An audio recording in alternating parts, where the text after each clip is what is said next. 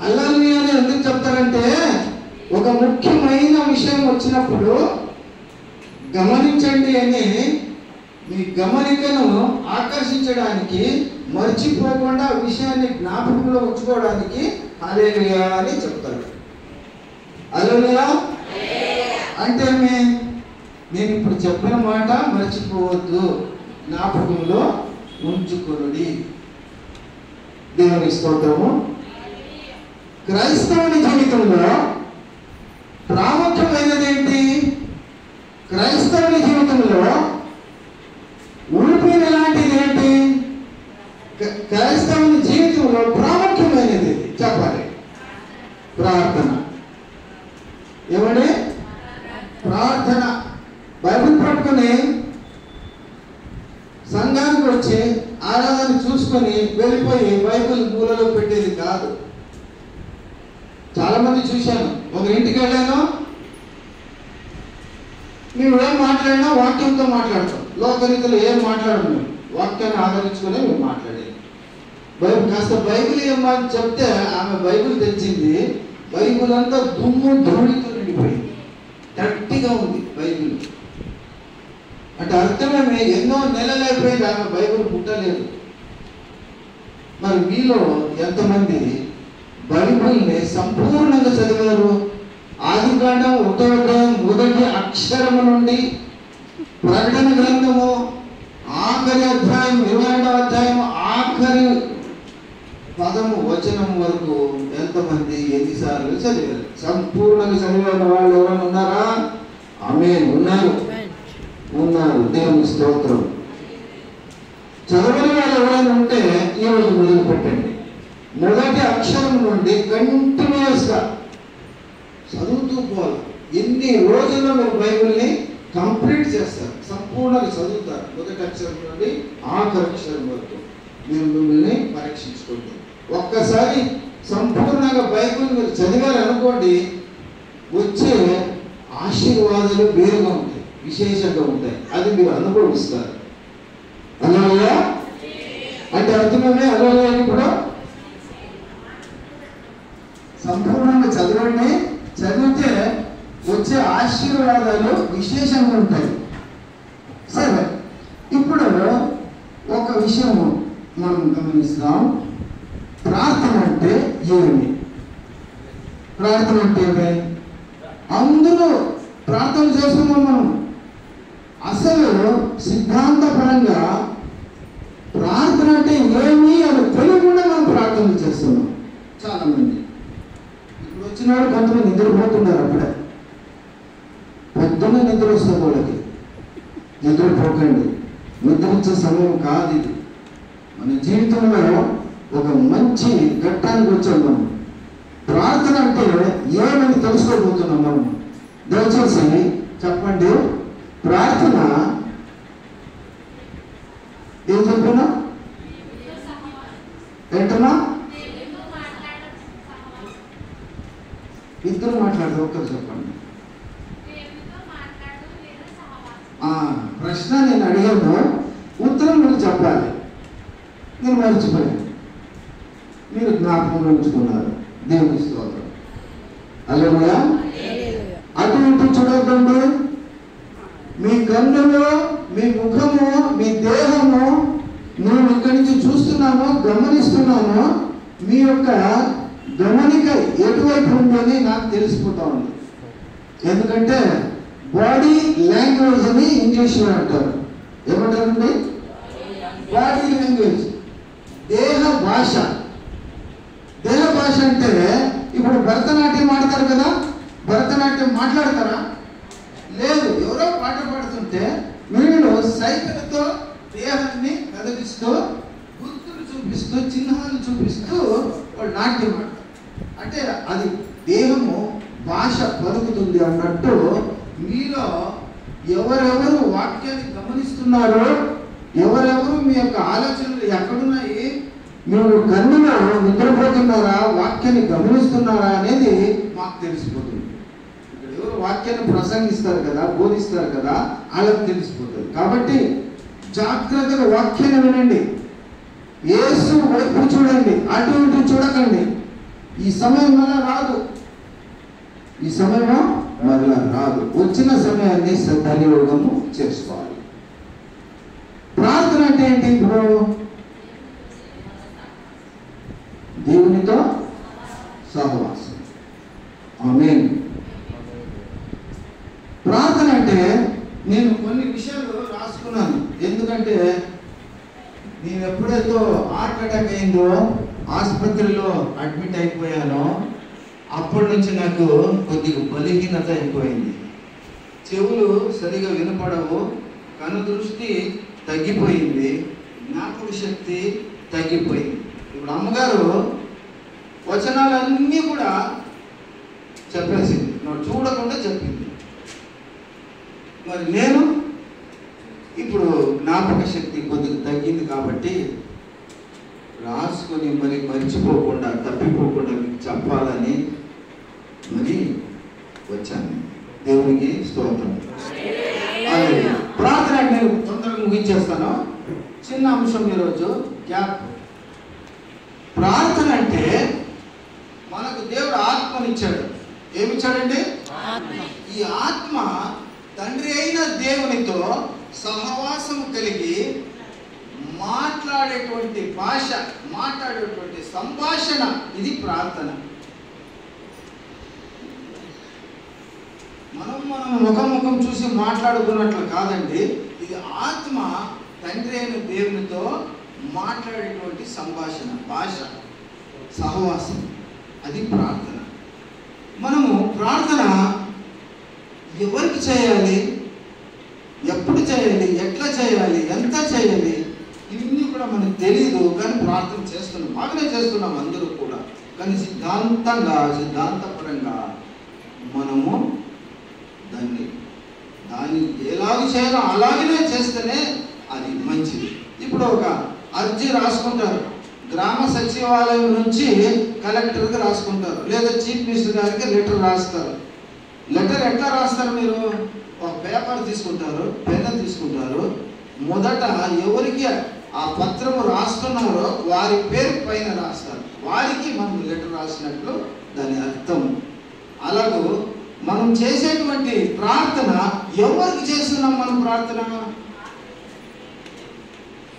ఒక్కొక్కరికి ఒక్కొక్క అభిప్రాయాలు ఉన్నాయి. అది కాకుండా బైబిల్ అంతా చదివి సారాంశము, తాత్పర్యం నేను తీసుకొచ్చాను. హల్లెలూయా అంటే అర్థమేమి? హల్లెలూయా అంటే అర్థమేమి? వెనకటి మాట ప్రాముఖ్యమైన మాట. అంటే బైబిల్ అంతా చదివి సారాంశము, తాత్పర్యము మీ కొరకు తీసుకొచ్చాను. అదేమంటే మనము రెఫరెన్స్తో సహా గమనిస్తామండి. ప్రార్థన ఎప్పుడు ఎవరికి చేయాలంటే తండ్రి అయిన దేవునికి. అతనే సృష్టికర్త అయిన దేవుడు. ప్రార్థన ఎవరికి చేయాలి? మనము తండ్రి అయిన దేవుడు, వేరే ఎవరికి కాదు. ప్రార్థన ఎవరికి కాదు, తండ్రి అయిన దేవుడే సృష్టికర్త. నిన్ను, నన్ను, మనలను, లోకాలను, బ్రహ్మాండాన్ని సృష్టించినటువంటి దేవుడు. ఆయన సర్వశక్తివంతుడు, సర్వోన్నతుడు, మహోన్నతుడు. ఆయనకే మనం చేయాలి, వేరే ఎవరికి చేయకూడదు. ప్రార్థన ఎవరికి చేయాలా? ఒక రెఫరెన్స్ తీసుకుందామండి. అపోస్తల కార్యములో 12వ అధ్యాయము 5. తొందరగా సాగిపోదాం. అపోస్తల కార్యములో 12వ అధ్యాయము 5వ వచనం.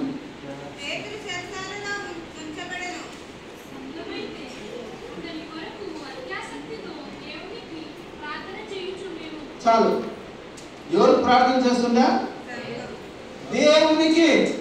దేవుని వాక్యంలో సెలవిస్తుంది, ఎటువంటి పరిస్థితుల్లోనైనా కానీ మనం ఎవరు ప్రార్థించాలంటే దేవునికి, తండ్రి అయిన దేవునికి, ఫాదర్ ది గాడ్, సృష్టికర్త అయిన దేవుడు, మనలను కాపాడే దేవుడు, రక్షించే దేవుడు. ఆయనకు మాత్రమే మనం చేయాలని దేవుని వాక్యం సెలవిస్తోంది. ఇంకొక రెఫరెన్స్ తీసుకుందాం. యోహాను గ్రంథంలో 14వ అధ్యాయము 13వ వచనం. మీరు నా నామమున దేనిని అడుగుదురో తండ్రి కుమారుని యందు బయలుపరచబడుటకై మహిమ పరచబడుటకై దానిని చేసెను. ఎవరు? తండ్రి కుమారుని ద్వారా చేయమని తండ్రి చెప్తున్నాడు. ఎవరైనా మనము డైరెక్ట్ గా జగన్మోహన్ రెడ్డితో పోయి మాట్లాడగలమా? మాట్లాడలేము. కానీ మన పత్రము మన అరిచి రాస్తే ఎవరి ద్వారా పోవాలి? ఇప్పుడు అది కలెక్టర్ ద్వారా పోవాలి. తండ్రి అయిన దేవుడికి నువ్వు ప్రార్థిస్తే నేరుగా నీ ప్రార్థనలు తండ్రి అయిన దేవుడి వరకు వెళ్ళవు. తండ్రి అయిన దేవుడే చెబుతున్నాడు, కుమారుడైన యేసు క్రీస్తు ద్వారా నాకు ప్రార్థన చేయండి. హల్లెలూయా. మన ప్రార్థన ఎవరి ద్వారా చేయాలా? కుమారుడైన యేసు క్రీస్తు ద్వారా, ఆయన ద్వారా చేయాలి మనం తండ్రి అయిన దేవునికి ప్రార్థన.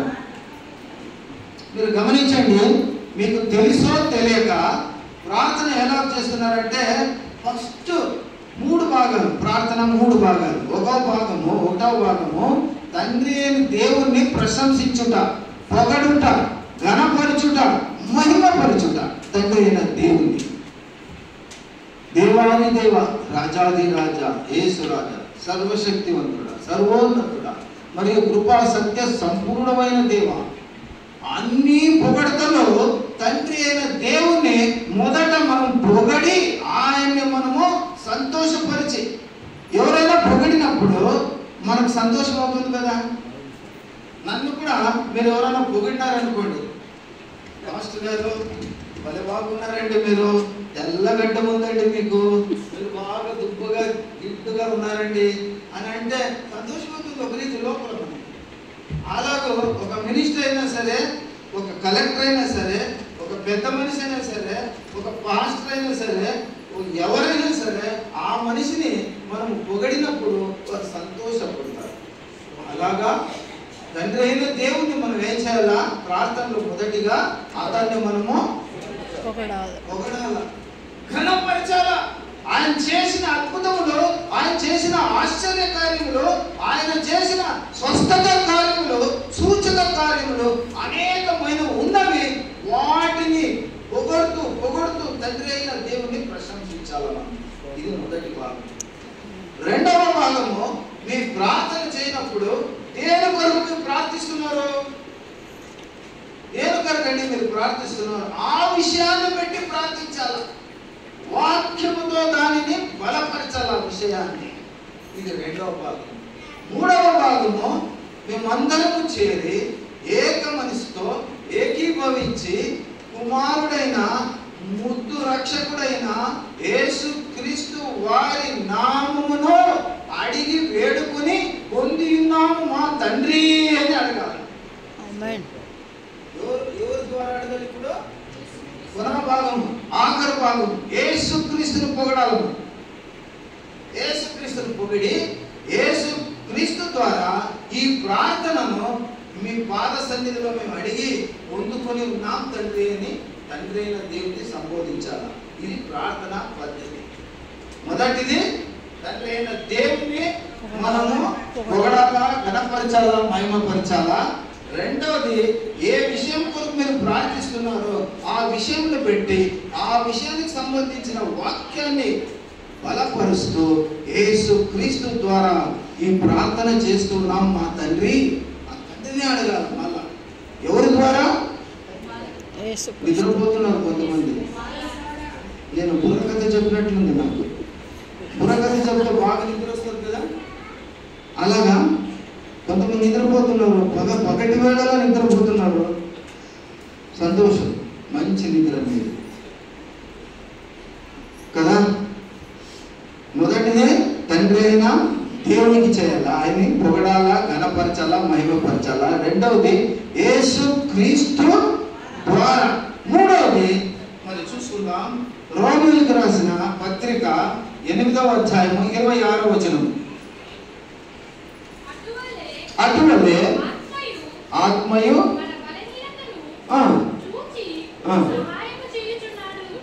చాలండి. ఇప్పుడు మనం చేసే ప్రార్థన, మన రావు గారి ఇల్లు ఉందండి, ఈ మైక్ లేదనుకోండి, ఇక్కడ మనం ప్రార్థన చేస్తే అయ్యగారికి వినిపిస్తుందా? వినిపిస్తుందా? చెప్పరే, వినిపించదు. మరి పరలోకానికి ఎట్లా వినిపిస్తుంది? తండ్రి అయిన దేవునికి నీ ప్రార్థన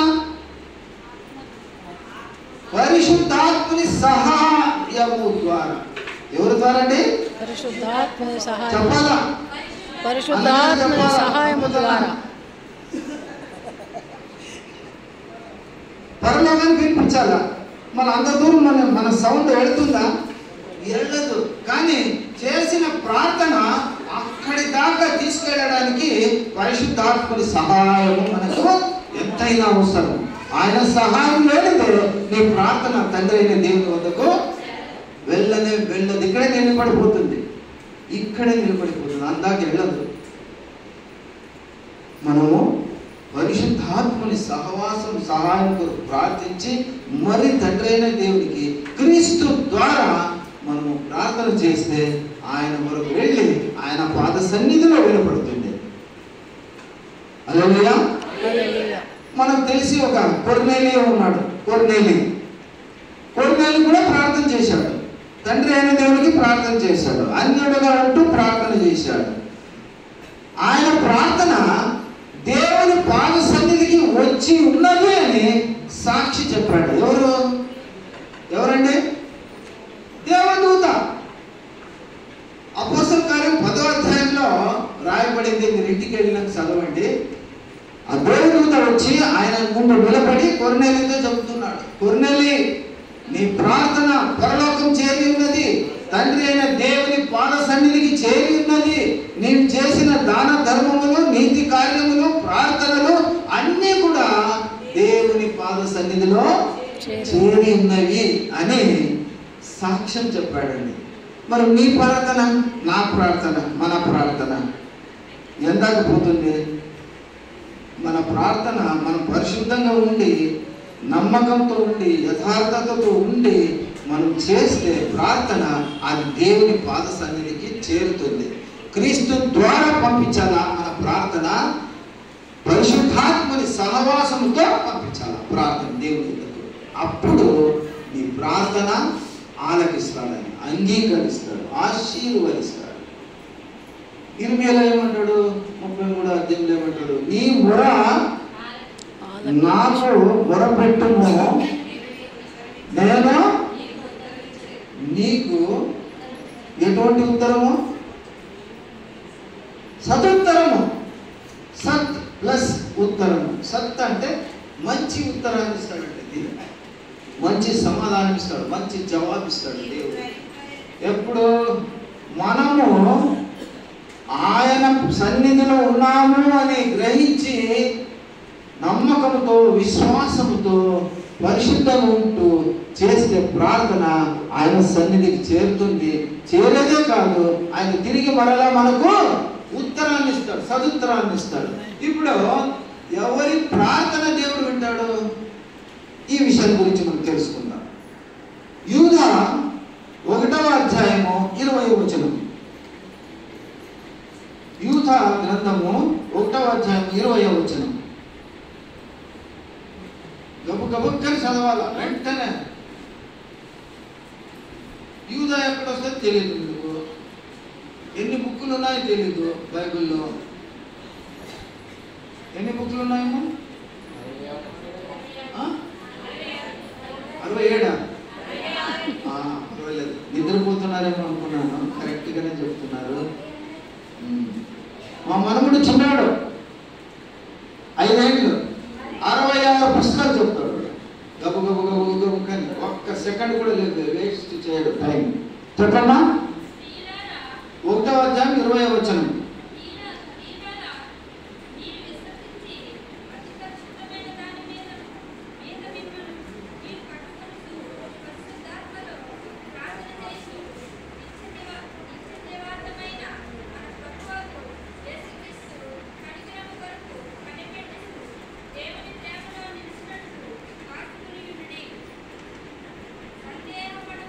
లేదమ్మా, చదువు. నమ్మకము ఒక పదం వస్తుంది దాంట్లో, ఆ వాక్యంలో. 1వ అధ్యాయం 20వ వచనం. యూదా,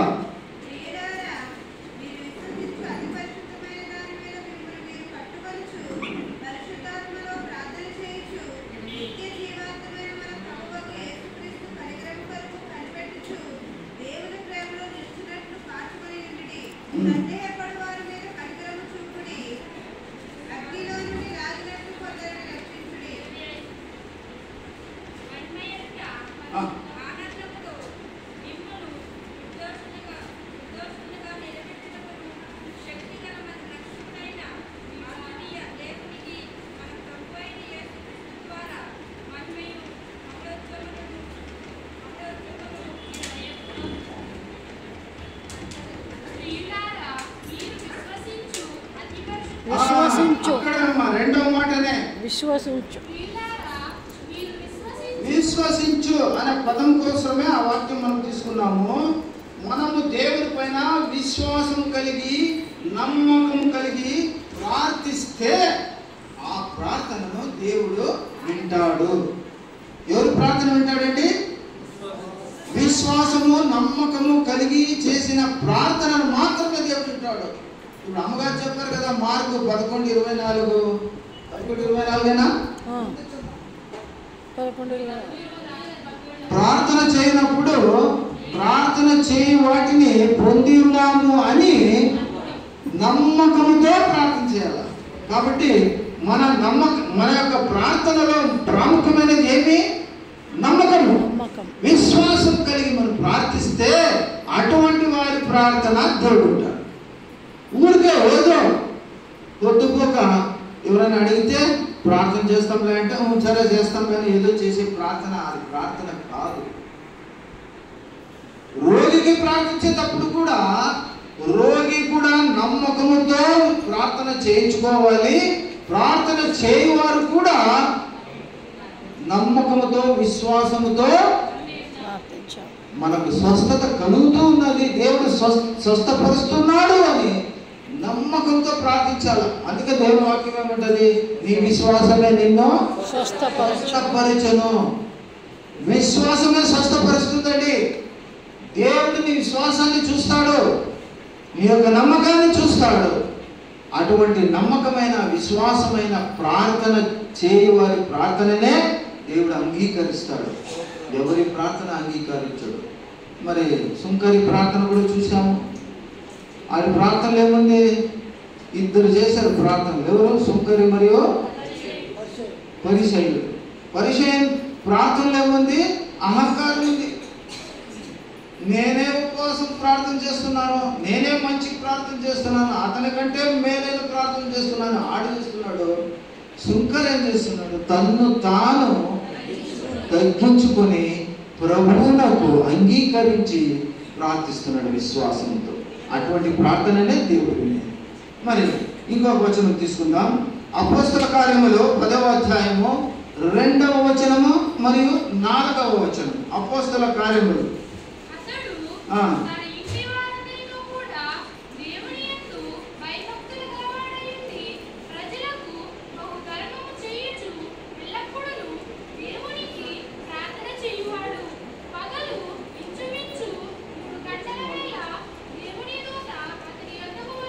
చాలమ్మా.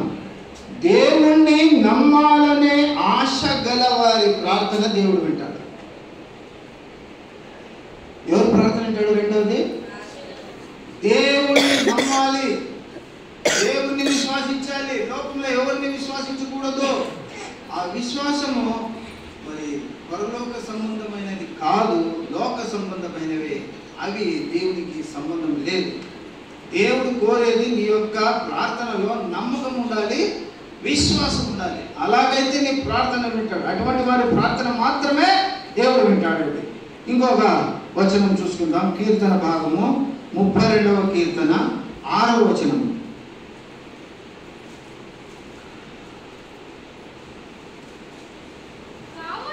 కావున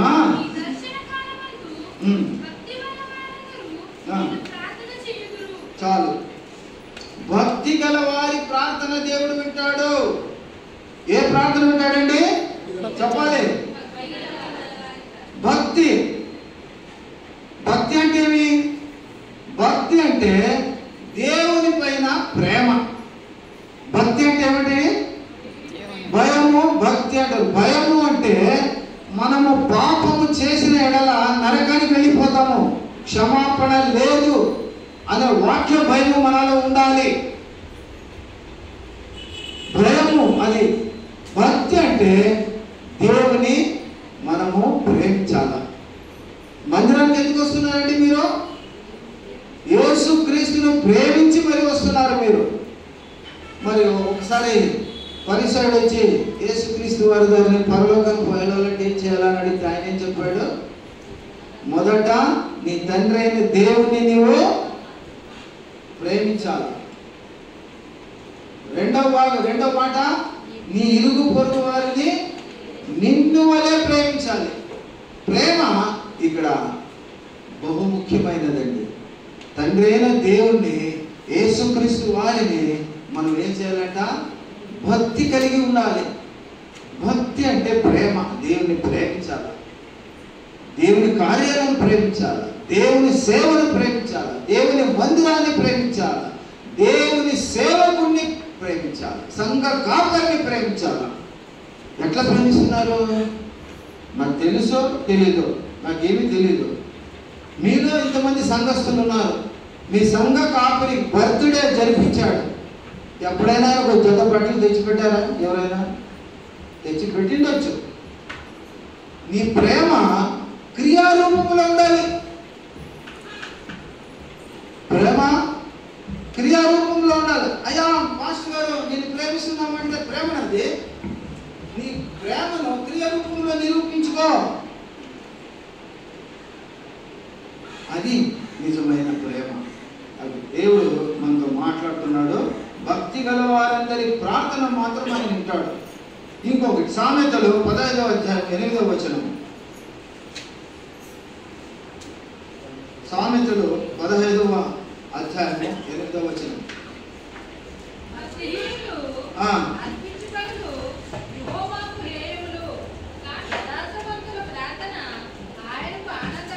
చాలు. భక్తిహీనులు, భక్తి లేని వారి ఆయనకి హేయములు. భక్తి గలవారు ఎవరు? యథార్థవంతులు. యథార్థవంతుల ప్రార్థన దేవుడు ఆయనకి ఆనందకరం. అటువంటి వాళ్ళు ప్రార్థన చేస్తుంటే నా బిడ్డలు ప్రార్థిస్తున్నారు ఇంకా విందాం ప్రార్థన ఆలకించి వింటాడు దేవుడు. యేసుక్రీస్తు వారు ఇప్పుడు ఎక్కడున్నారు? పరలోకంలో తండ్రి అయిన దేవుని కుడి పార్శ్వమున బలభాగంలో రైట్ సైడ్ లో కూర్చున్నాడు. రైట్ సైడ్ అంటే ఏమి? కుడి పార్శ్వం అంటే ఏమి? ఇప్పుడు జగన్మోహన్ రెడ్డి ఉన్నారండి, ఆయన పక్కన ఒక మనిషి ఉన్నాడు. మన పనులు చీఫ్ మినిస్టర్ దగ్గర కావాలి అంటే ఆ మనిషిని పట్టుకోవాలా. ఆ మనిషి జగన్మోహన్ రెడ్డికి రైట్ హ్యాండ్ ఏంటి? ఏమంట? రైట్ హ్యాండ్ అంటే అర్థం ఏమి ఇక్కడ? రైట్ హ్యాండ్ అంటే అంత బలమైన వ్యక్తి. ఆయన చెప్తే చీఫ్ మినిస్టర్ వింటాడు. అలాగూ తండ్రి అయిన దేవుని కుడి పార్శ్వంలో యేసు ప్రభు కూర్చున్నాడు. ఎడమ పార్శ్వంలో ఎందుకు కూర్చోకూడదు? కుడి పార్శ్వము బలమైనది. ఇప్పుడు నేను సైతాన్ని గుద్దుతాను, కొడతానండి. ఏ చేతితో కొడతాను నేను? బాగా బలంగా కుడి చేయి. ఎడమ చేయి ఎంత కొడతాను నేను? వాడు తిరిగి నన్ను కొట్టేస్తాడు. నీ చేతితో కొట్టినంటే వాడు పడిపోతాడు. ఈ కుడి చేయి బలమైనది, కుడి భాగము బలమైనది, కుడి పార్శ్వము బలమైనది. దేవుని యొక్క కుడి భాగము బలమైన పరిస్థితిలో, బలమైనటువంటి స్థానంలో యేసు ప్రభు ఉన్నారు.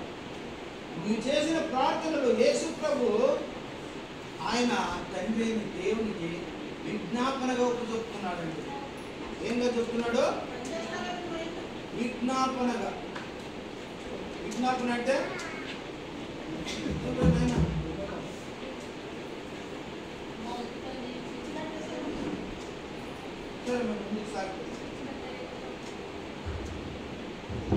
మన ప్రార్థనలు తండ్రి అయిన దేవునికి యేసుక్రీస్తు వారు అందజేస్తున్నారు. ఇదిగో నా బిడ్డలు ప్రార్థిస్తున్నారు, యథార్థవంతులు ప్రార్థిస్తున్నారు, నమ్మకం గలవారు ప్రార్థిస్తున్నారు, భక్తి గలవారు ప్రార్థిస్తున్నారు. ఈ ప్రార్థన ప్రభా మీరు అంగీకరించింది నాయన, వాళ్ళకి సదుత్తరం ఏంటి ప్రభా అని యేసు ప్రభు వారు మన ప్రార్థనలను తండ్రి అయిన దేవునికి ఒప్పజెప్తున్నాడండి. ఆయన ఒప్పజెప్పకపోతే నీ ప్రార్థనలు పంపులో ఉంటాయి, మూలలో పడి ఉంటాయి, ఎక్కడో పడి ఉంటాయి. ఆయన చేతికి ఒప్పజెప్పాలి కదా తండ్రి అయిన దేవునికి. ఈ పని ఎవరు చేస్తున్నారు? యేసుక్రీస్తు వారు చేస్తున్నారు. బలభాగంలో కూర్చొని, అంటే కుడి పక్కన కూర్చొని, కుడి పార్శ్వంలో కూర్చొని, బలమైన స్థానంలో కూర్చొని మన ప్రార్థనలు తండ్రి దేవునికి అప్పజెపుతూ ఉన్నాడు యేసు ప్రభువారు. హల్లెలూయా. సామెతలు 15వ అధ్యాయము 29వ వచనం. తొందరగా పోదాం.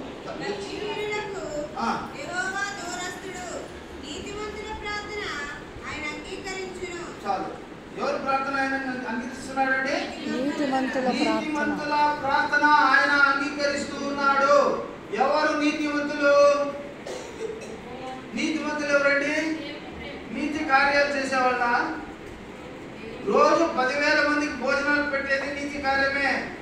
ఆసుపత్రులు కట్టించేది, విద్యాశాలలు వైద్యశాలలు కట్టించేవి కూడా నీతి కార్యాలే. కానీ వాడు నీతివంతులు కాదు. నీతివంతులు ఎవరంటే యేసు క్రీస్తు పరిశుద్ధ రక్తములో నమ్మిక ఉంచిన వారు. హల్లెలూయా. దేంట్లో నమ్మిక ఉంచాలి మనము? అన్నిటికంటే ప్రాముఖ్యమైనది, అన్నిటికంటే శక్తి గలది యేసు క్రీస్తు వారి పరిశుద్ధ రక్తము. ఏదండి శక్తి గలది?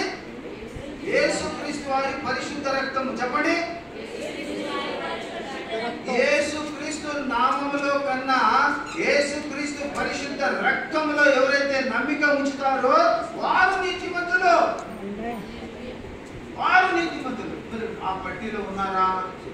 ఈ రోజు నుంచి మీరేం చేయాలా? యేసు క్రీస్తు వారి పరిశుద్ధ రక్తంలో మనం నమ్మిక ఉంచాలి. రక్తం మహాశక్తి గలది. యేసు రక్తం జయం. అందరూ చెప్పండి. యేసు రక్తం జయం. జయం ఎప్పుడున్నది? యేసు రక్తంలో ఉన్నదండి. జయం ఎప్పుడున్నది? యేసు రక్తంలో ఉన్నది. యేసు రక్తంలో ఉన్నది. ఏ జయము? మరణాన్ని గెలిచేదానికంటే ఎక్కువైన జయం వేరేది లేదండి. చనిపోయిన వారు లేగాలంటే మహాశక్తి కలిగి ఉండాలి, మహాప్రభావం కలిగి ఉండాలి, దేవుని యొక్క చిత్తం కలిగి ఉండాలి. ఆ యొక్క ప్రార్థన దేవుడు పెట్టాడు. ఎటువంటి ప్రార్థన? అది నీతివంతుల ప్రార్థన దేవుడు. ఎప్పుడు మనము ఎవరి ప్రార్థన దేవుడు వింటాడు అంటే దేవుని పైన నమ్మకం గలవారు, నమ్మాలనే ఆశ గలవారు, భక్తి గలవారు, యథార్థవంతులు మరియు నీతివంతులు. వీరి ప్రార్థన మాత్రమే తండ్రైన దేవుడు వింటాడు. మరి ఈ యొక్క పట్టీలో మీరున్నారా? మీరు ప్రార్థన చేస్తున్నారు, నేను ప్రార్థన చేస్తున్నాను, మనందరూ ప్రార్థన చేస్తున్నాం. కానీ కొన్నిసార్లు మన ప్రార్థనకి ఫలితము జరగదు, రాదు. ఎందుకంటే మనం ఈ పట్టీలో లేదు, మన ప్రార్థన నమ్మకం లేదు, మనం యథార్థవంతులుగా ప్రార్థన చేయట్లేదు, మనం నమ్మకం గలవారుగా ప్రార్థన చేయట్లేదు, భక్తి గలవారుగా చేయట్లేదు, యథార్థవంతులుగా మనము ప్రార్థన చేయట్లేదు. కాబట్టి ఈరోజు గమనించండి, ఈ విషయాలు కలిగి మీరు ప్రార్థిస్తే మీ ప్రార్థన దేవుడికి వెళుతుంది, దేవుడు దానికి సదుత్తరాన్ని ఇవ్వగలుగుతున్నారు. హల్లెలూయా.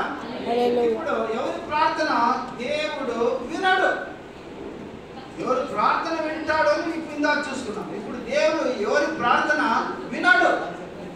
సామెతలు 28:9 వచనం. తొందరగా.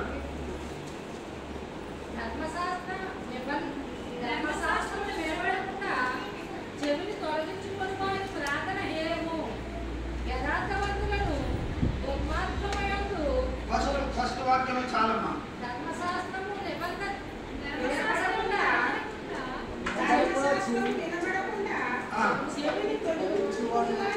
ప్రార్థన దేవుడు విన్నాడు. వాక్యము వినకుండా ప్రార్థన చేసేవారి ప్రార్థన దేవుడు విన్నాడు. అంటే అర్థం ఏమంటే, మీరు ఎప్పుడైనా ప్రార్థన చేస్తూ ఉంటే ఒట్టి ప్రార్థన, నామదేవయ్య పాస్టర్ గారికి ఆరోగ్యం సరిగా లేదు ప్రభువా, ఆయనకు ఆరోగ్యం ఇవ్వండి అంటే దేవుడి ప్రార్థన వినడు. మరి ఎటువంటి ప్రార్థన చేయాలంటే వాక్యముతో దేవుడు ప్రార్థించాలి. ఏ వాక్యంతో దేవుడు నిన్ను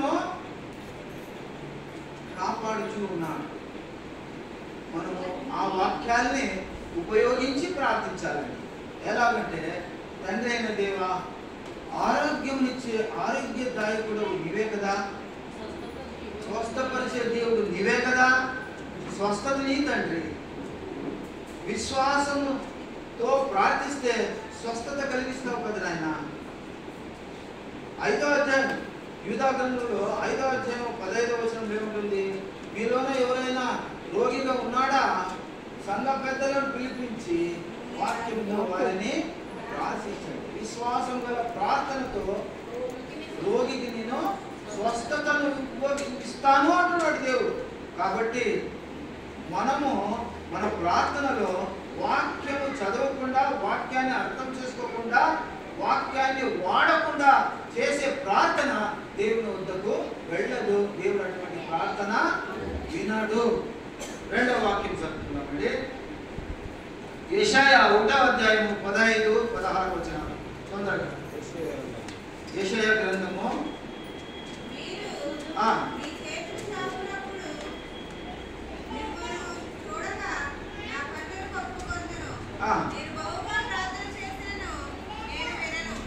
చాలు.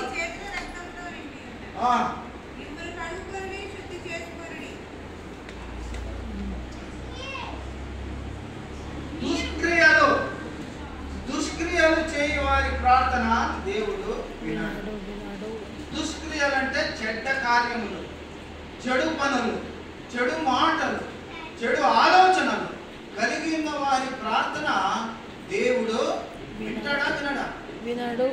కాబట్టి మీరే ఏం కలిగి ఉండాలి? ఇప్పుడు సత్క్రియలు చేసేవారుగా ఉండాలా, దేవుని కార్యములు చేసేవారుగా ఉండాలా, దేవుని కార్యములకు మీరు సహాయం చేసేవారుగా ఉండాలా. సంఘ కార్యములు, పరిశుద్ధుడమైన మన తండ్రి సంఘంలో ఉన్నాడు. ఆయన కార్యాలను చేసేవారుగా ఉంటూ మీరు ప్రార్థన చేస్తే దేవుడు మీ ప్రార్థన ఉంటాడే. కానీ మీరు చెడు పనులు చేస్తూ, చెడు మాటలు మాట్లాడుతూ, చెడు ఆలోచనలు చేస్తూ మీరు ప్రార్థిస్తే మీ ప్రార్థన దేవుడు వినడు. దేవుడు వినడు. వినడా? వినడు. వినకండి. మీరు ప్రత్యుత్తరం ఇవ్వండి, జవాబు చెప్పండి. దుష్కార్యములు, చెడు కార్యములు, చెడు ఆలోచనలు చేసే వారి ప్రార్థన దేవుడు వింటాడా? వినడు. కొంతమందే చెప్తున్నారు, ఇంకా కొంతమంది అర్థం కాలే. చెడు పనులు మంచిగా అనిపించినాయి కదా. చెడు పనులు చేస్తే ప్రార్థన వింటాడు దేవుడు అనుకుంటున్నారా? చెడు పనులు చేసే వారి ప్రార్థన దేవుడు వింటాడా? వినడు. చెప్పండి. వినడు. విననే వినడు. మరి ప్రార్థన ఎవరి కొరకు చేయాలి? యాకోబు 5వ అధ్యాయం 16వ వచనం. యాకోబు 5వ అధ్యాయం 16వ వచనం.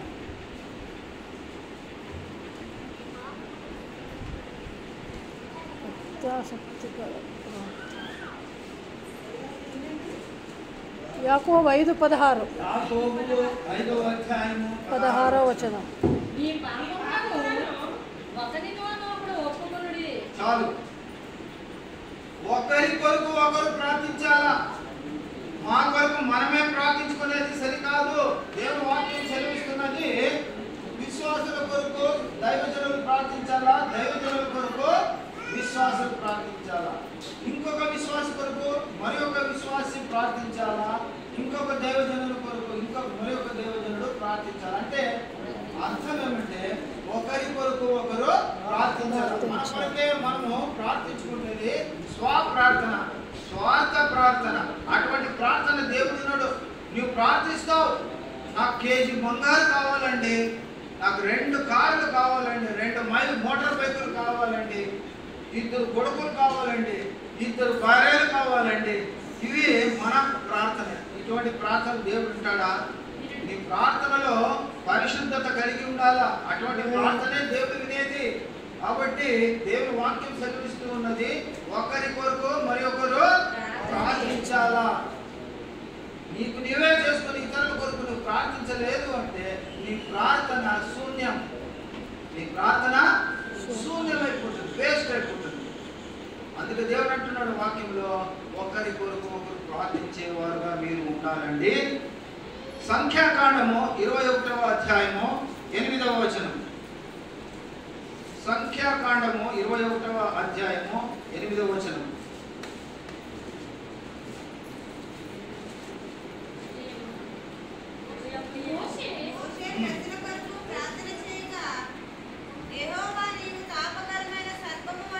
చాలండి. మోషే ఎవరి కొరకు ప్రార్థించాడండి? ప్రజల కొరకు ప్రార్థించాడు. అది ముఖ్యమైన మాట ఇక్కడ వాక్యంలో. మోషే ప్రజల కొరకు ప్రార్థించాడు. అలాగే మనము కూడా ప్రజల కొరకు ప్రార్థించాలి. మన కంటి ఎదురుగా దుఃఖంలో ఎవరున్నారు, రోగంలో ఎవరున్నారు, కష్టంలో ఎవరున్నారు, వేదనలో ఎవరున్నారు, శోధనలో ఎవరున్నారు, ఇలాంటి వారిని గుర్తిరిగి వారి కొరకు మనం ప్రార్థించాలి. వారి కొరకు మనము ప్రార్థించాలి. ప్రజలందరి కొరకు మోషే ప్రార్థించాడు. మనం కూడా మన చుట్టుపక్కల ఉన్నటువంటి ప్రజల కొరకు మనం ప్రార్థించే వారుగా ఉండాలా. అటువంటి వారి ప్రార్థన దేవుడు వింటాడు. 1 తిమోతి 1వ పత్రిక తిమోతి 2వ అధ్యాయము 2వ వచనం.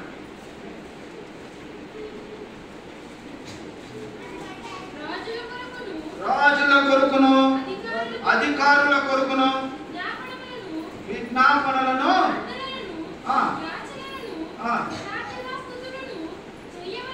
చేయవలనని చెప్పుచున్నాను అంటున్నాడు ఇక్కడ వాక్యంలో. వాక్యస్సు దేవుడు. ఎవరి కొరకు ప్రార్థించాలి మనము? రాజుల కొరకు అధికారుల కొరకు మనం ప్రార్థించే వారముగా ఉండాలి. మన రాష్ట్రంలో మంత్రివర్గం వారు ఉన్నారు, మన ప్రభుత్వంలో ఏదే వారు ఉన్నారు, వారి కొరకు మనం ప్రార్థించాలా. మరియు ప్రభుత్వపు తరపున ఉన్నటువంటి అధికారుల కొరకు మనం ప్రార్థించాలి. అటువంటి ప్రార్థన దేవుడు అంగీకరిస్తాడు. వారి కొరకు మనం ప్రార్థించాలి. మనము దేవుని బిడ్డలము కాబట్టి మన కొరకు మనం ప్రార్థించుకోకూడదు. మరి యోబు గ్రంథము 42వ అధ్యాయము 10వ వచనం.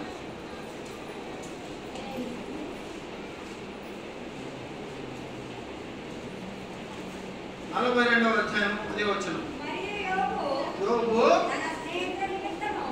తన స్నేహితుల నిమిత్తము ప్రార్థన చేసినప్పుడు మరలా అతనికి దయచేసాను. మరియు యోబునకు పూర్వము కలిగిన దానికంటే రెండింతలు అధికంగా ఇచ్చాను. చూస్తున్నారా, యోబు తన కొరకు ప్రార్థించలే. ఆయన అన్ని పోగొట్టుకున్నాడు.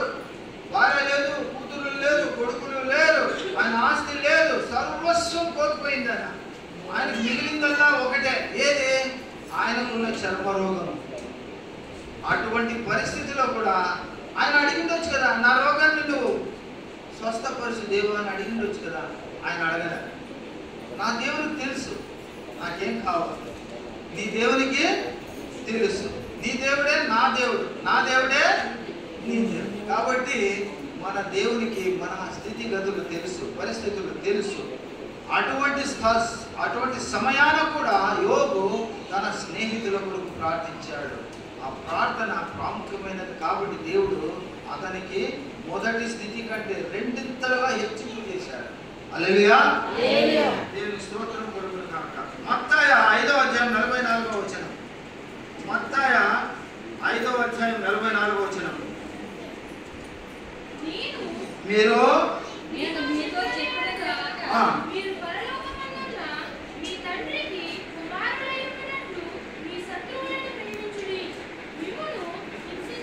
మిమ్మును హింసించు వారి కొరకు ప్రార్థించుడి. ఎవరి కొరకు అంటమ్మా? హింసించేవారు. నీ శత్రువుల కొరకు ప్రార్థించు అంటున్నాడు. నిన్ను హింసించే వారి కొరకు ప్రార్థించు అంటున్నాడు. అస్తమానము మనకి గొడవలు తెచ్చి పెడుతూ ఉంటున్నారు. మనకు మనశ్శాంతి లేకుండా చేసి పెడుతున్నారు. మన సమాజంలో, మన బంధువుల్లో, మన మిత్రుల్లో.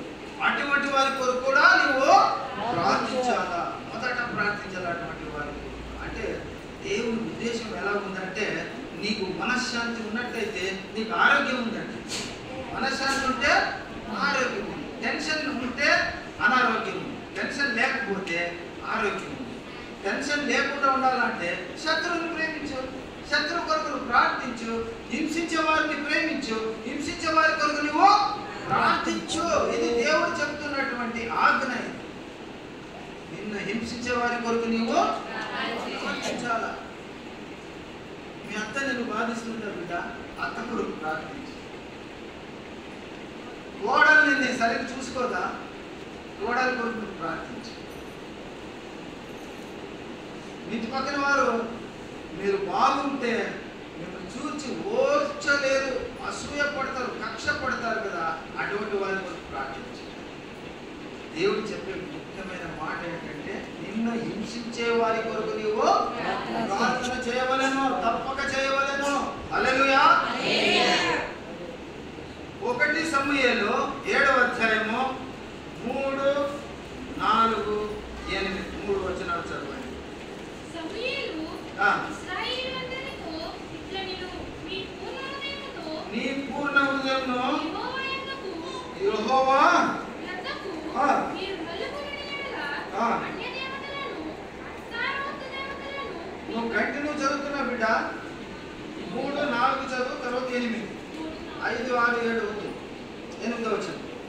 అస్తారోతు దేవతలను మీ మధ్య నుండి తీసివేసి విడుదల కలిగి యెహోవా తట్టు మీ హృదయములను త్రిప్పి ఆయనను సేవించుడి.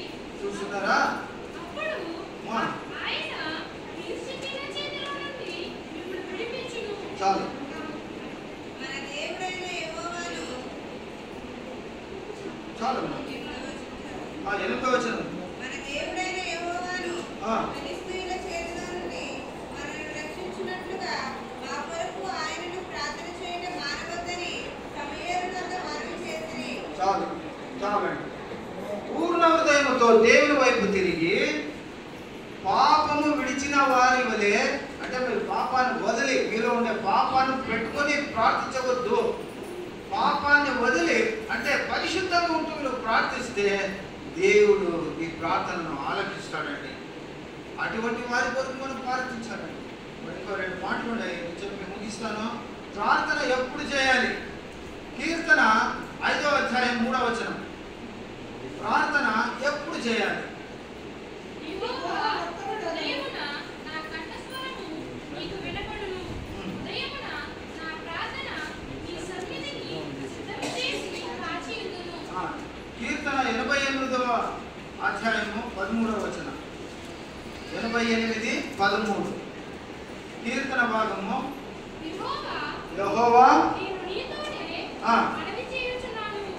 ఉదయమున నా ప్రార్థన నీవు ఎదుర్కొనును. చూస్తున్నారా? ప్రార్థనలో మనము ఒక్కసారి కూడా చేయం కొంతమంది. మరి దావీదు ఎన్నిసార్లు చేశాడు? దానియేలు ఎన్నిసార్లు చేశాడు ప్రార్థన? 3 మార్లు చేశారండి. ఉదయమున చేశారు, మధ్యాహ్నంలో చేశారు, సాయంకాలం చేశారు, రాత్రి చేశారు, పడుకునేటప్పుడు చేశారు. సమయము దొరికినప్పుడల్లా ప్రార్థన చేశారు. మధ్యరాత్రిలో నేను ఎప్పుడైనా లేస్తానండి, పడుకుని ఉంటాను కదా, నేను లేచినప్పుడు ప్రార్థనలో ఉంది. పాస్టర్ ప్రార్థనలో ఉంది. ప్రార్థన ఎక్కువ చేయాలండి. ఎంత సమయం దొరికిన కొలది అంత ప్రార్థన చేస్తే మనకే మంచిదండి. మన సంఘానికే మంచిది, మన జీవితానికే మంచిది, మన కుటుంబానికే మంచిది. ఎన్నిసార్లు చేయాలని ఖరారు చేసుకోకండి. ఒకసారి చేసేది మళ్ళీ ఒకసారి ఎందుకు చేయాలి, అయితే మళ్ళీ రేపు చేస్తాం అనుకోకండి. సమయం దొరికిందా? దానికంటే ఉత్తమమైనది ఏముంది? తండ్రిని ప్రార్థించుట ఎంతో మేలు. హల్లెలూయా.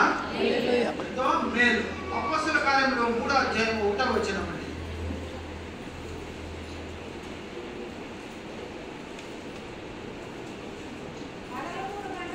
పగలు 3 గంటలకు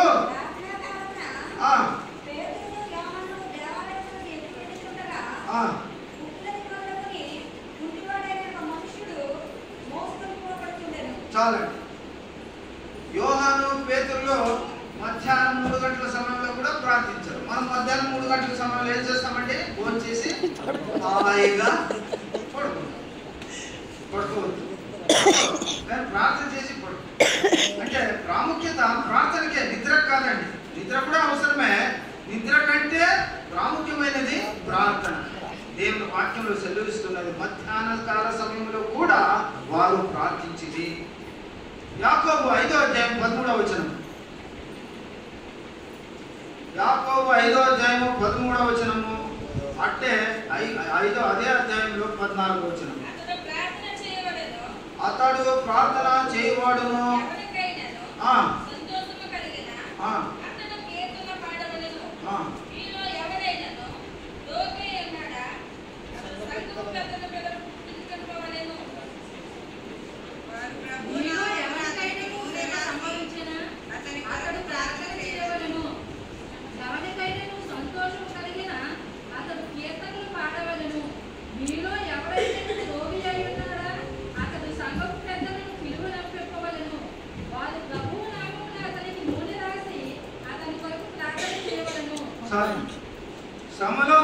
ప్రార్థించాలి. ఎప్పుడో శ్రమలో ఉన్నప్పుడు, కష్టాల్లో ఉన్నప్పుడు, దుఃఖంలో ఉన్నప్పుడు మనం ఎక్కువగా ప్రార్థించాలి.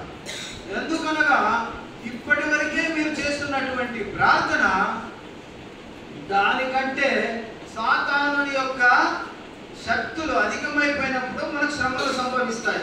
ఇప్పుడు సాతానుని గెలవాలంటే మనం ఏం చేయాలి? ఇప్పుడు దేనితోనూ సాతానులను మనం గెలవలేము. కాబట్టి ఇప్పుడు నీవు చేస్తున్న ప్రార్థన కంటే అధికమైన ప్రార్థన, ఇంకా ఎక్కువ ప్రార్థన చేసినప్పుడు మాత్రమే వాని శోధన నుండి మనము తప్పింపబడతాము. ఆమేన్. అవునా? ప్రార్థన చేస్తూనే ఉన్నాను, నాకు ఫలితం జరగటం లేదు. ప్రార్థన చేస్తూనే ఉన్నాను, ప్రార్థన చేసిన అంశం నాకు ఏది కూడా జయం దొరకట్లేదు, దేవుడు నా ప్రార్థన వినలేదని మీరు విసుగొద్దు. దేవుడు అంటున్నాడు, నీవు నీ శ్రమలో నువ్వు ఎక్కువగా ప్రార్థన చేయమంటున్నాడు. నీ శ్రమలలో ఎక్కువ ప్రార్థించాలా, దుఃఖ కాలంలో ఎక్కువ ప్రార్థించాలా, మరియు రోగుల కొరకు కూడా మనము ఎక్కువగా ప్రార్థించాలి. హల్లెలూయా. ఎవరి కొరకండి? రోగుల కొరకు. ప్రార్థన ఎలా చేయకూడదు చూడండి, బాగా గమనించండి మాట. ప్రార్థన ఎలా చేయకూడదు చెప్పండి. ఎలా చేయకూడదు? ఎట్లా చేయకూడదు అంటే వాక్యం మీకు చెప్తుంది, దాని ప్రకారం అలా చేయకూడదు. మత్తయి 6వ అధ్యాయము 9 నుండి 15 చదవండి. గబగబా చదవాలి. 6వ అధ్యాయము 9వ వచనం నుండి 15. పరలోకమందున్న మా తండ్రి, నీ నామము పరిశుద్ధపరచబడును గాక, నీ రాజ్యము వచ్చును గాక, నీ చిత్తము పరలోకమందు నెరవేరినట్లు భూమి యందును నెరవేరును గాక. మా అనుదిన ఆహారము నేడు మాకు దయచేయము. మా రుణస్థులను మేము క్షమించిన ప్రకారము మా రుణములు క్షమించుము. మమ్మను శోధనలోకి తేక దుష్టుని నుండి మమ్మను తప్పించుము. మనుషుల అపరాధములను మీరు క్షమింపని యెడల నీ పరలోక తండ్రియు నీ అపరాధములను క్షమించును. చాలండి. తాత్పర్యము, సారాంశము ఏం పలుకుతామంటే, నీవు నీ ప్రార్థన ఆచారముగా చేయకూడదు. ఒకే రీతి చేస్తారు కొంతమంది ప్రార్థన, దాంట్లో మార్పే ఉండదు. దేవుణ్ణి కనుక్కునే మార్పు అసలే కనపడదు. కాబట్టి మీరు మీ ప్రార్థనలు ఎలా చేయాలంట? ఆచారంగా చేయకూడదు. ఏదో ఏమంటాం మనం, తలనొప్పిగా ఉందిరా, ప్రార్థన చేస్తే చాలు పీడ తొలగిపోతుందిరా అన్నట్టు మీరు బాధపడుతూ ప్రార్థన చేయకూడదు. చేస్తే దేవునికి సంపూర్ణ విశ్వాసంతో చేయాలి. కానీ విశ్వాసం లేకుండా ఆచారం, వాడు చెప్తున్నాడు, వాడు అడుగుతున్నాడు, అందుకే ప్రార్థన చేయాలా, ఇంతసార్లు అయిపోయిందిరా, ఈ ప్రార్థన ఏమి తలనొప్పి అన్నట్టుగా ప్రార్థన చేయకూడదు. అర్థమైందమ్మా? ఆచారముగా చేయకూడదు, కంఠపాఠముగా చేయకూడదు. నోరు తెరిచి గబగబ చేసి ఆమె అనేస్తారు. ఏం ప్రార్థన చేశాడో ఆయనకే తెలియదు, మనకు తెలియదు. అటువంటి ప్రార్థనలు చేయొద్దు. ఆచారంగా చేసే ప్రార్థనలు చేయొద్దు, కంఠపాఠంగా చేసే ప్రార్థనలు చేయొద్దు. నీ ప్రార్థన నీ ఆత్మతో, తండ్రైన దేవునితో సహవాసం కలిగి నీ దీనత్వంతో దేవుని ముందు ప్రార్థించాలి. దేంతో ప్రార్థించాలా? దీనత్వంతో ప్రార్థించాలి. అటువంటి ప్రార్థన దేవుడు వింటాడే కానీ అది లేకుండా చేస్తే నీ ప్రార్థన ఆ ప్రార్థన చేయకూడదు అని దేవుని వాక్యము చెల్లిస్తూ ఉన్నది. మత్తయి 6వ అధ్యాయం 7వ వచనం. మరియు ప్రార్థన చేయనప్పుడు వ్యర్థమైన మాటలు చెప్పవద్దు. చాలు. వ్యర్థముగా మాటలు. ప్రార్థన దేని కొరకు చేస్తున్నామో ఆ విషయాన్ని తీసుకొని ప్రార్థన చేయాలి. కానీ కొంతమంది ఏం చేస్తారు, అన్న వాక్యం కొరకు ప్రార్థించు అంటే మళ్ళా ఇక్కడ నుండి దీనికి ముమ్మడివరం పోతాడు, ముమ్మడివరం యానం పోతాడు, యానం నుంచి కాకినాడ పోయి, కాకినాడ రాజమండ్రి వచ్చి, అమలాపురం వచ్చి మళ్ళీ మా ఇబ్బంది చేయడానికి వస్తారు. అవసరమా? అవసరమా? ఏ అంశం కొరకు దేవుడు నిన్ను అవకాశం ఇస్తున్నాడో ప్రార్థన చేయడానికి, వాక్యానికంటే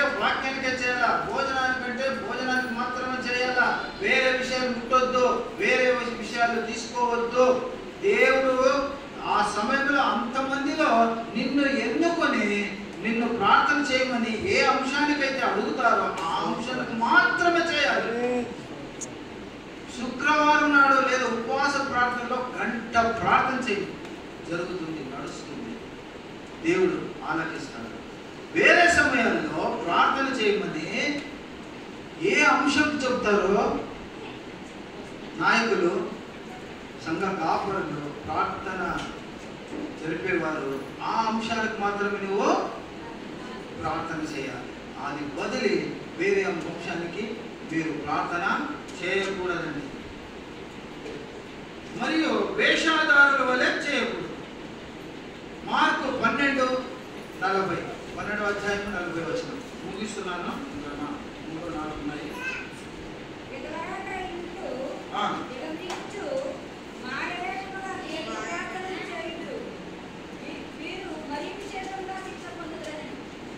కాదమ్మా, 12వ అధ్యాయం 40 వచనం.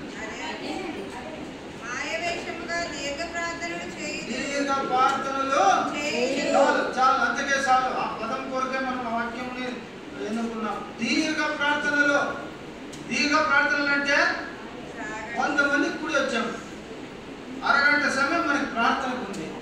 ఎవరికో ఒకరికి ప్రార్థన చేయమని అడిగారు. ఆయన ఏం చేశాడు? ఆ 40 నిమిషాలు ఒక్కడే చేసి పడేశాడు. వేరే వాళ్ళకి అవకాశం లేదు ప్రార్థనకి. కాబట్టి దేవుని వాక్యం సెలవిస్తుంది, దీర్ఘ ప్రార్థనలు చేయవద్దు. క్లుప్తంగా ఏ విషయం కొరకు నువ్వు ప్రార్థిస్తున్నావో ఆ విషయం కొరకే మాత్రము ప్రార్థించాలా కానీ వేరే విషయాలు, ఆ విషయాలు, ఈ విషయాలు, పనికిరాని విషయాలు, నీకు ఏది తోస్తుందో ఆ ప్రార్థనలో చేయకూడదు. దీర్ఘ ప్రార్థన అంటే చాలాసేపు చేయొద్దు. ప్రార్థన నీ వైయక్తిక ప్రార్థనలు చేసుకో, ఎంతసేపు వీలవుతుందో అంతసేపు చేసుకో. సామూహికంగా కూడి వచ్చినప్పుడు ఆరాధనల్లో, కూడికల్లో క్లుప్తంగా ప్రార్థన చేయాలి, అంతే. ఏ అంశం ఇస్తారో ఆ అంశం మాత్రం చేయాలి. అందరి ప్రార్థన ఒక్కరే చేయకూడదు. అది దీర్ఘ ప్రార్థన. దీర్ఘ ప్రార్థన చేయాలా చేయకూడదా? చేయకూడదు. మరియు ప్రసంగి 5వ అధ్యాయం 2వ వచనం.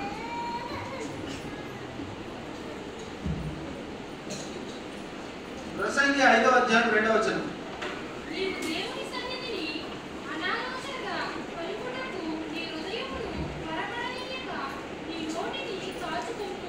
కాచుకోమంటే ఆలోచన చేసి కొంతమంది ప్రార్థిస్తారు. ప్రార్థన రాదు వాళ్ళకి. ప్రార్థన చేయాలని కుతూహలము, ప్రార్థన రాదు, ప్రార్థన చేయాలని కుతూహలము, ప్రార్థన ఏం చేయాలో తెలియదు. కాబట్టి ఆలోచన చేసి నిలిపేది. ఇటువంటి ప్రార్థన చేస్తారు. అటువంటి ప్రార్థన నీవు చేయకూడదు అని దేవుని వాక్యం సెలవిస్తూ ఉన్నది. లాస్ట్ అంశానికి వచ్చాం మనం. ప్రార్థన ఎలా ప్రారంభించాలి చెప్పండి? ప్రార్థన ఎలా ప్రారంభించాలి? నేను చెప్పిన మాట చెప్పండి. ప్రార్థన ఎలా ప్రారంభించాలి? ఆదికాండము 32వ అధ్యాయం 9వ వచనం. ముగింపుకు వచ్చేసాం మనం.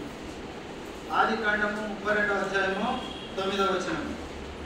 అప్పుడు యాకోబు, నా తండ్రి అయిన అబ్రహాము దేవ, నా తండ్రి అయిన ఇస్సాకు దేవ, నీ దేశమునకు నీ బంధువుల యొద్దకు తిరిగి వెళ్ళుము. నీకు మేలు చేసేదనని నాతో చెప్పిన యెహోవా, నీవు నీ సేవకునికి చేసిన సమస్తమైన ఉపకారములను, సమస్త సత్యములను అపాత్రులను, ఎట్లనగా నా చేతి కర్రతో మాత్రమే ఈ యోర్దాను దాటి తిని. చాలండి. దేవుడు చేసిన మేలు, ఉపకారములు, దేవుడు చేసిన వాగ్దానములు, నెరవేర్పులు, ఇవి జ్ఞాపకం చేసుకుని మరి మనము ప్రార్థన చేయాలి. ఈ యొక్క వచనం మన ఇంటికి వెళ్ళి బాగా చదవండి, అర్థం చేసుకోండి. దీంట్లో సారాంశం ఏముంటుందంటే, వాగ్దానం నెరవేర్పు దేవునికి ఇష్టం, ఘనపరచాలి. ఆ విషయాన్ని తీసుకొని మనము దేవుడు చేసిన అద్భుత కార్యములు, ఆశ్చర్య కార్యములు, స్వస్థత కార్యములు మనం ఘనపరుస్తూ ఆయన్ని మనము ప్రార్థన చేయాలి. అటువంటి ప్రార్థన దేవునికి ఇష్టమండి. సంఖ్యాకాండము 16వ అధ్యాయం 22వ వచనం.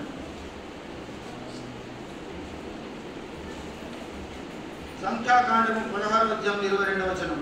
వారు సాగిలపడి సమస్త శరీరాత్మలకు దేవుడైన దేవా, ఈ ఒక్కడు పాపము చేసినందున ఈ సమస్త సమాజము మీద నీకు కోపపడదువా అని వేడుకొనిరి. చూస్తున్నారా?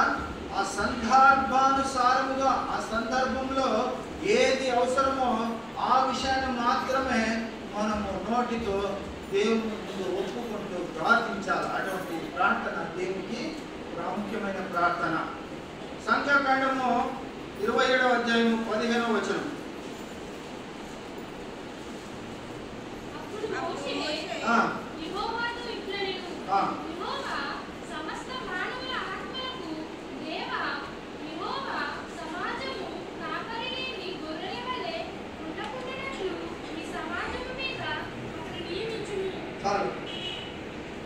సందర్భానికి సరి అయిన విషయాన్ని మనము ఎన్నుకొని ఆ విషయాన్ని ప్రస్తావిస్తూ దేవుని ముందు మనం ప్రార్థించాలి. ఇప్పుడు ఎలాగంటే ఒకరు బర్త్డేకి వెళ్ళాము, ప్రార్థిస్తున్నాము. బర్త్డేలో పోయి డెత్ చనిపోయి ప్రార్థన చేస్తే ఎలా ఉంటుంది?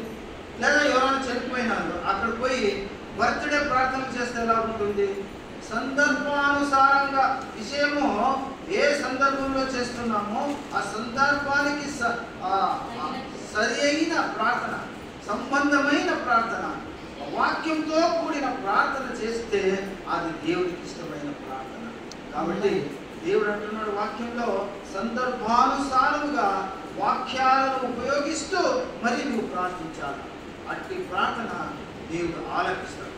ఆఖరి మాట 2 సమయాలు 7వ అధ్యాయము 22వ వచనం. 2 సమయాలు 7వ అధ్యాయము 22వ వచనం. కాబట్టి దేవా యెహోవా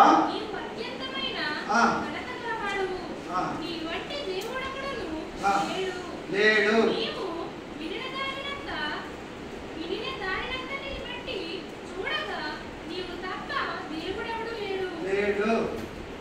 హల్లెలూయా, హల్లెలూయా.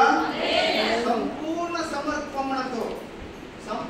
సమర్పణతో ఘనపరుస్తూ ప్రార్థించాలి. అప్పుడు ఆ ప్రార్థనని దేవుడు ఆలకిస్తాడు, అంగీకరిస్తాడు, అభిషేకిస్తాడు, జయమునిస్తాడు, జయప్రదముగా మనల్ని నడిపించగలడు. అందరూ దయచేసి కళ్ళు మూసుకున్నట్లయితే మనం ప్రార్థనలో పోదామండి.